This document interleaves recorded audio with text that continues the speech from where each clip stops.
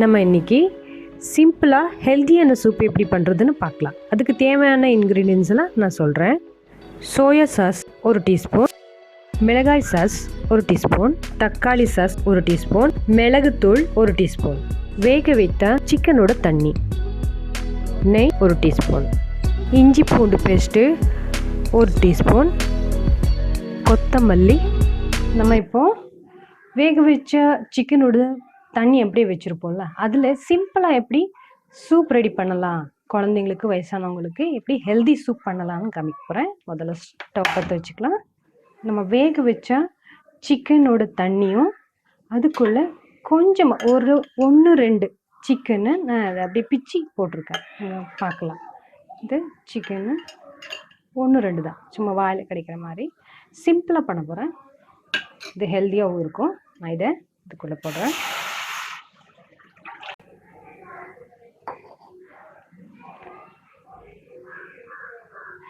அடுத்தது நம்ம இதில் 1 ஸ்பூன் அளவுக்கு இஞ்சி பூண்டு பேஸ்ட் போட போகிறோம். அடுத்தது 1 ஸ்பூன் அளவுக்கு டொமேட்டோ கெச்சப்பு,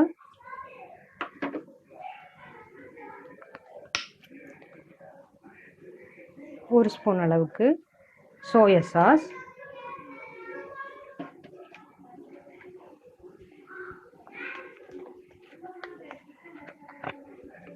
ஒரு 1/2 ஸ்பூன் அளவுக்கு ரெட் சில்லி சாஸ். அவ்வளோ இதை அவ்வளோத்தையும் போட்டு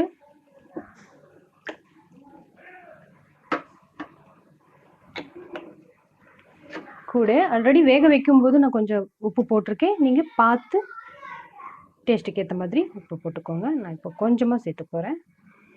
ஒரு 1/2 ஸ்பூன் சேர்த்துக்கிறேன். அவ்வளோதான். இது நல்ல கொதி வரட்டும். இப்படி நல்லா மிக்ஸ் பண்ணி விட்ருங்க. இது சிம்பிளாகவும் இருக்கும், ஆனால் டேஸ்டியாகவும் இருக்கும். ஒரு வாட்டி செஞ்சு பார்த்து பாருங்கள். பசங்களுக்கெல்லாம் ரொம்ப பிடிக்கும், பெரியவங்களுக்கும் அப்படி தான். இது ஹெல்த்தியாக இருக்குது. வெறும் வேறு எந்த கார்ன்ஃப்ளவர் மாவு அந்த மாதிரி எதுவுமே யூஸ் பண்ணுறதில்ல. இதில் இருக்கிற எல்லா இன்க்ரீடியண்ட்டும் நமக்கு ஹெல்த்தியாக இருக்கிறது தான்.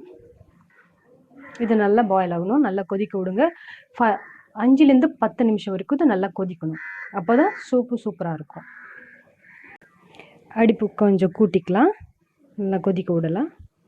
இப்போ நல்லா கொதிச்சிட்ருக்கு, நம்ம பார்க்கலாம். இப்போ இது மிளகு, நான் மிளகு நல்ல பவுட்ரு பண்ணி வச்சுருக்கேன். இது 1 ஸ்பூன் அளவுக்கு இருக்கும். இது போட்டு தான் கடைசியில் இதை நம்ம போட போகிறோம். இது போட்டு கொஞ்சம் கிண்டி கொதிக்க விட்டோன்னா நம்ம சூப்பரான சூப்பு ரெடி ஆயிடுச்சு. சிம்பிளாகவும் இருக்குது, அதில் ஹெல்த்தியாகவும் இருக்குது.